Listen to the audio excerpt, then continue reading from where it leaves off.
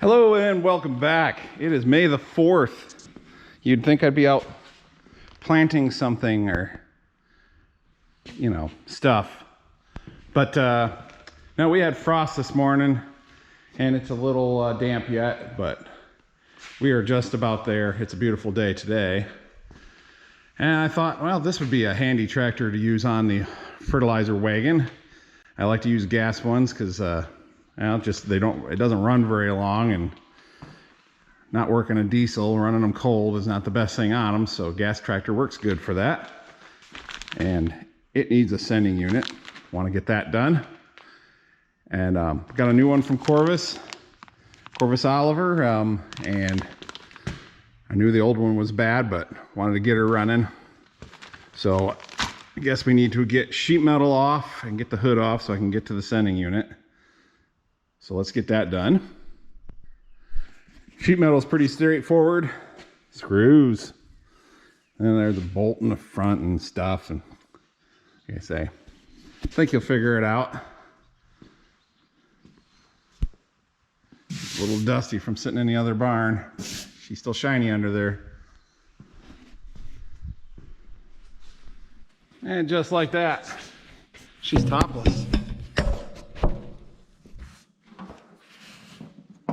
These shouldn't come out hard because I've already had it out once before when I cleaned the tank. But I tested the sending unit at that time and it was bad.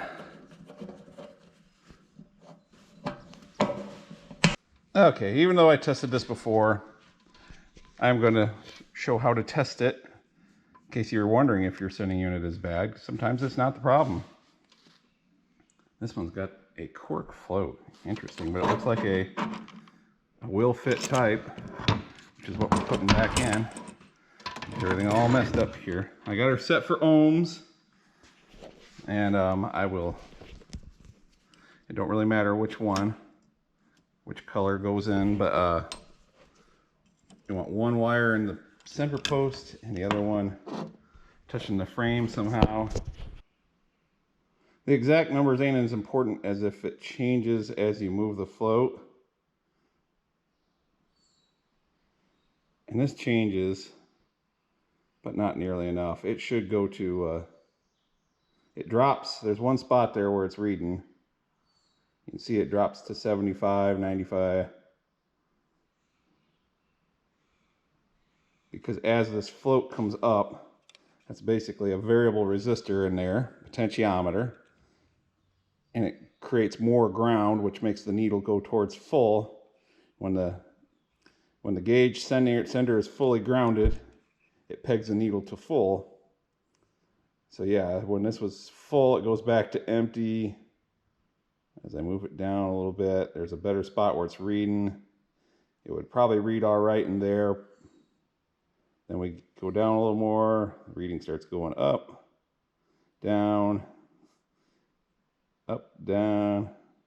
Doesn't change a whole lot. So yeah, it's gonna give very erratic readings. This is one that's gonna make the needle jump all over in the gauge. I will get the new one and we'll compare.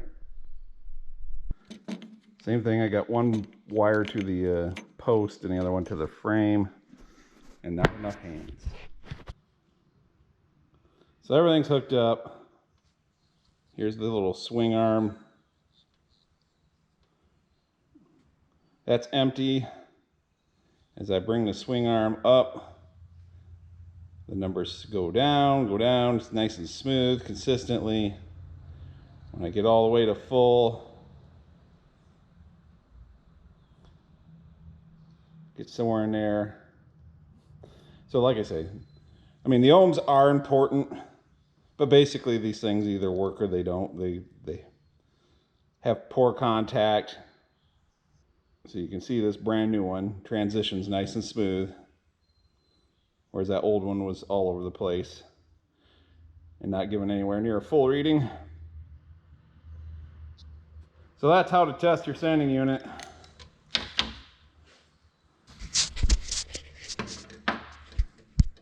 I guess when it gets down to it, those are the right ohms for full and empty. if you're wondering if the sending unit you bought is the right thing or not. So let's see, we need to make them the same length. That's just a matter of loosening those two screws and sliding the potentiometer up until it's at the same pivot point or same distance there.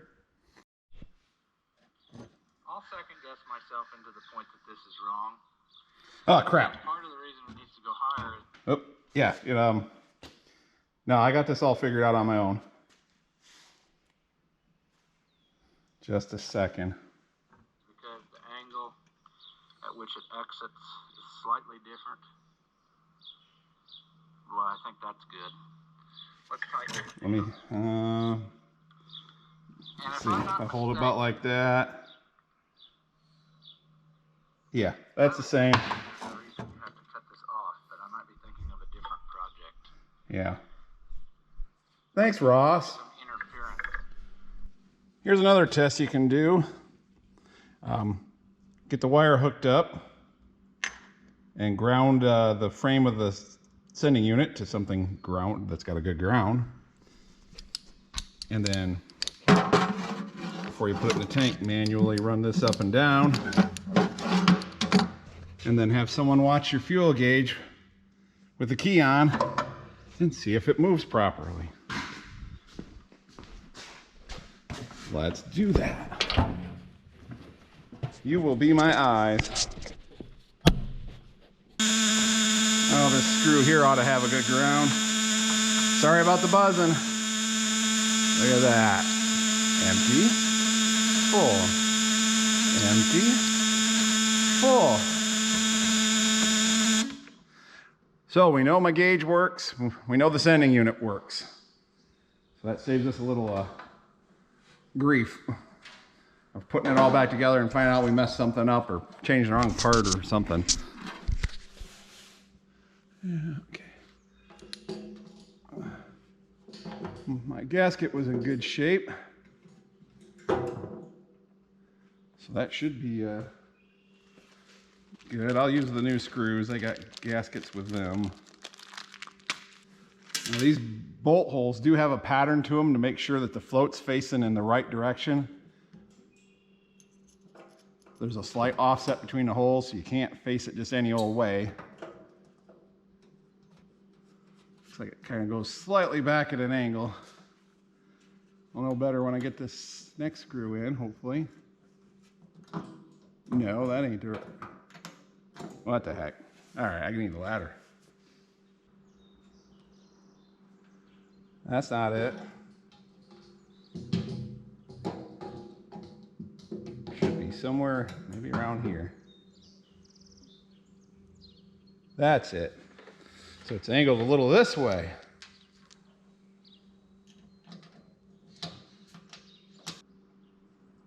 I don't think Ross mentioned that in his video.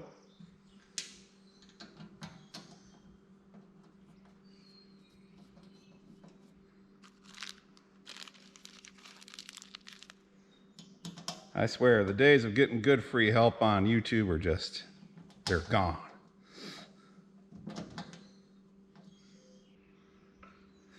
All right, now I ask myself, WWRD, what would Ross do?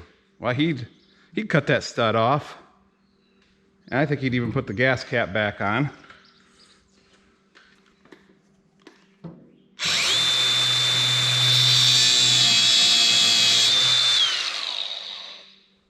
Ow, that gets really hot.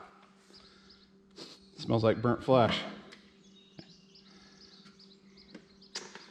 All right, and the reason to cut that off is if it touches the hood, here.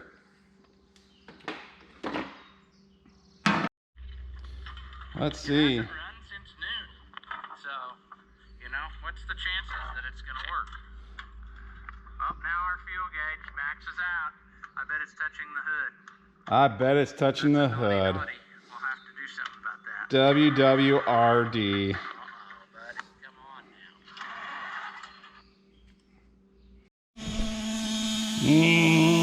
I apologize for the buzzer. It's in there somewhere, but anyways.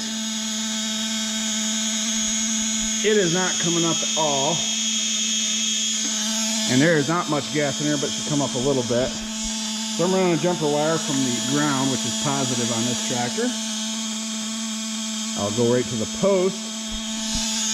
And she goes up to full. So that part's working. Now if I go to the frame of the sending unit, it jumps up a little bit over E. So I don't have a ground to my sending unit. Let me try grounding the tank. Nothing. So somehow or another, well, probably got these gaskets under these screws. The gasket under there, there's supposed to be a staple through the gasket. Let me turn that key off. Sorry about that. There's typically a staple through the gasket, and what that staple does is help connect electrically the sending unit to the tank to get its ground. So maybe, let's see, I'll go grab the new gasket. And you can see that gasket and the staple in it. That's the only purpose it serves. So I am going to pull that back out and put the new gasket in, see if that makes a difference on the ground. If not, then I guess the next thing would be to run a ground wire to one of these screws, which could still be an effort and futility because they got that gasket under them. Okay, we're back. Let's see where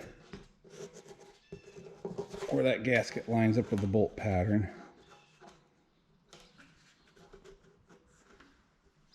Is that it?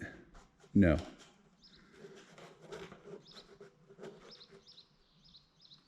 That might be it. Yeah, I could see all 5 of the holes. And there was like a little spot over here that kind of lined up with this little notch. So we want to make sure the staple, that we got good clean metal there. So it makes a good ground. Yeah, that definitely lines up with the screw holes, but the gasket like squeezes the screws. So I think it's going to be easier to get it started this way. Get the screws through each hole of the gasket, then put it down.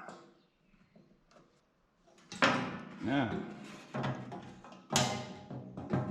which way do I have it facing?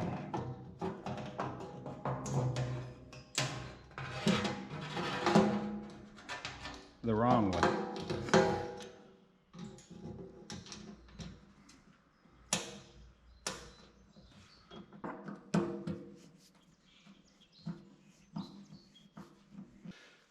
Okay.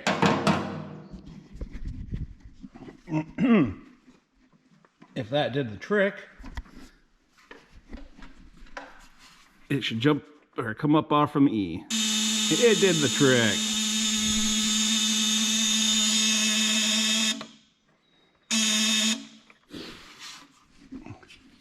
Well, unlike Ross, I am going to use a piece of rubber inner tube here and put that on top of the post so it doesn't touch the hood and ground it out, make it read full when it's not. I think we can safely put the hood back on now. All right, let's test it out, give it the ultimate test, and we'll go put some gas in it.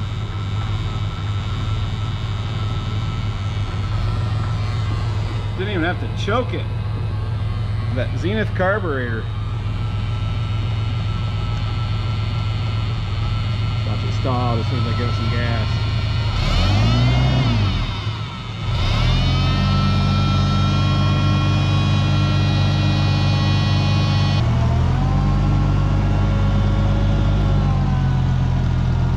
Oh, it dances around. Oh, now it's going to full.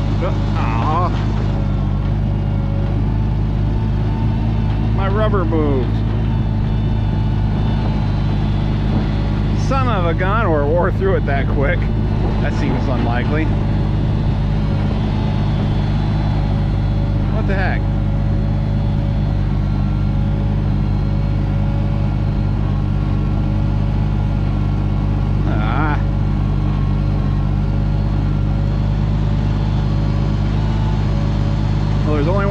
makes it go to full, and that's grounding out.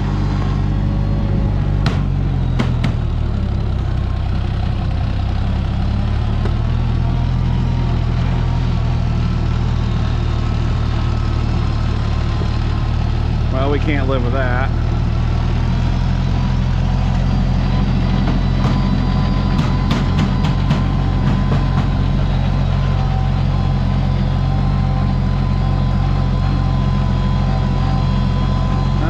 Fix that before we put gas in it. That's what I get for making fun of Ross. Karma's getting me. Well, that didn't take long at all. You can see right there, it pierced through. I did leave a sharp edge there. Let's get the gas cap back on and we'll clean that up and maybe double up on this. Here's what I did. I took out the flat washer, get it down a little more. Tempted to take the lock washer out, but I left it in. And then ground the top off smooth. And I'm gonna put a second layer of inner tube in there. Because if one is good, two is better. Oliver used to put foam on top of these. They also had a screw that went down in, and it sat down in there a little better than these will fit fuel sending units. But hey, I'm glad to be able to get them. So let's try that. See how long that lasts. All right, let's try this again. Maybe it's time for well, there's no cab on this one. A tractor seat confession. Forgive me, Ross, for I have made fun of you, and karma dealt me a nasty blow. All right, so far so good.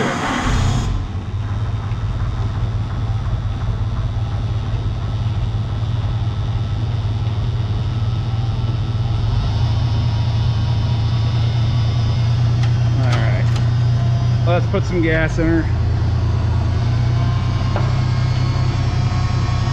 See if it makes a trip without, oh, starting to twitch already. It could just be the gas sloshing around. It is very low.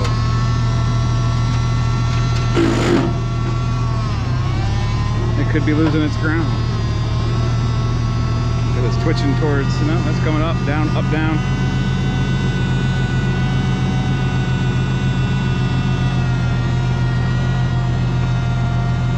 Beautiful day. The driveways are starting to get not greasy, so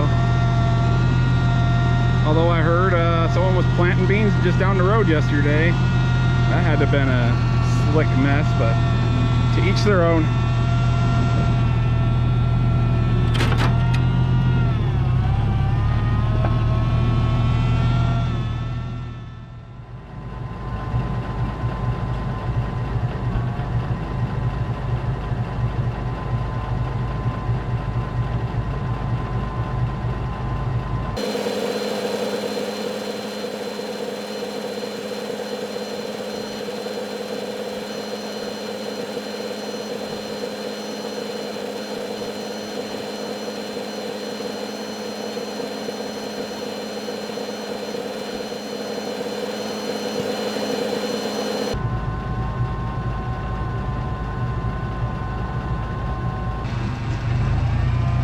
We'll drive around just a little bit.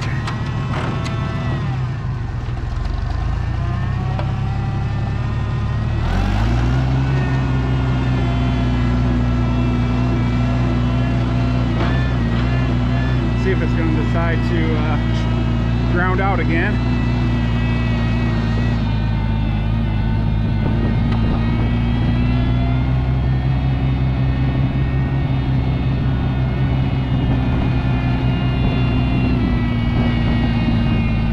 Generator started charging.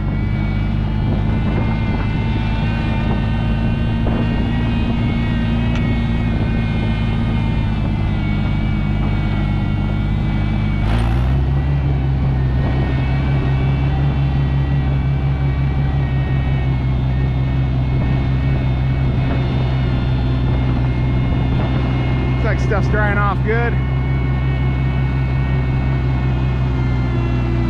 Might be able to start doing something again tomorrow.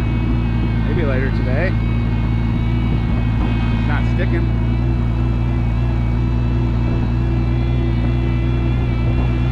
There's the stuff I plowed with Ophelia in the 1800s.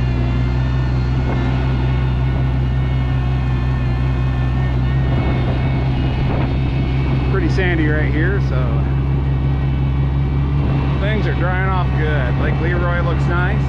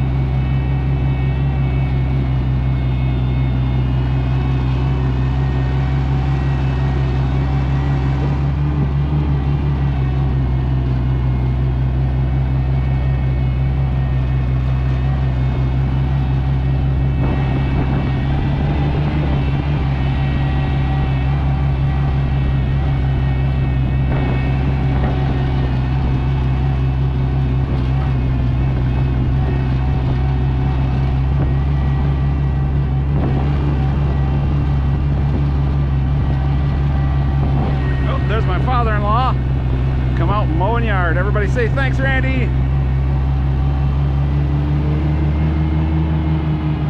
There he goes. Yeah, I think things are going to dry off good today. That was a little greasy.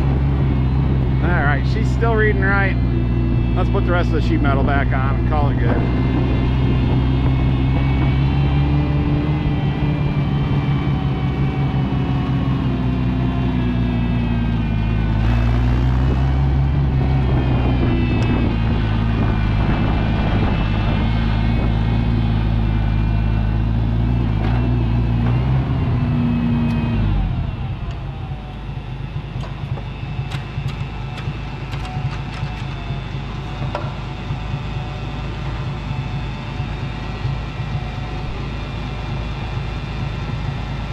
Tack works good, but the hour meter is not. Wait a minute, maybe it is. Didn't act like it was ticking over hours before. I'll have to keep an eye on it. Might have to send that out for repair. Oh, maybe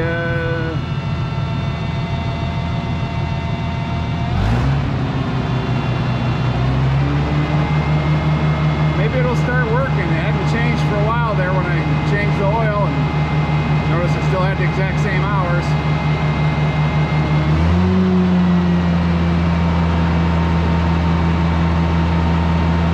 Maybe something's just gummed up in there from sitting so long.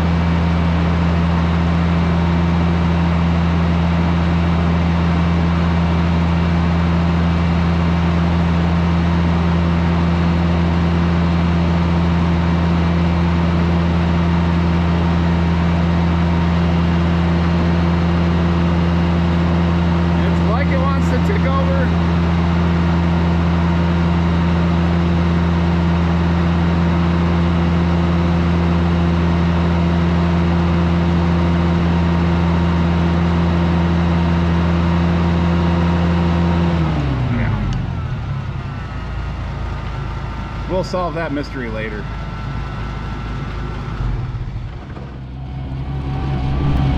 Well, this is probably about the worst wet spot in this field. She's a little tacky, greasy on top, but solid. I think another day of drying, and I think this field might be ready to go.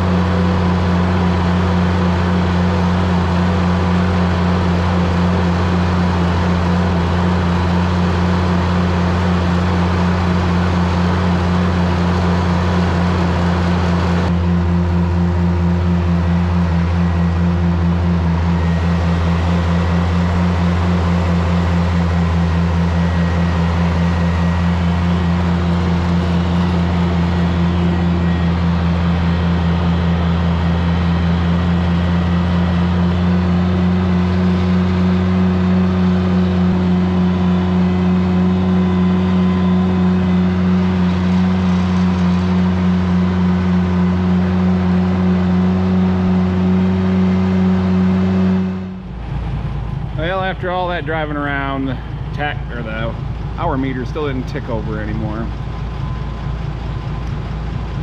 But the fuel gauge is still working all right. We'll take that as a win. And we'll also call that a video. So as always, I appreciate everybody watching, and we will see you in the next one.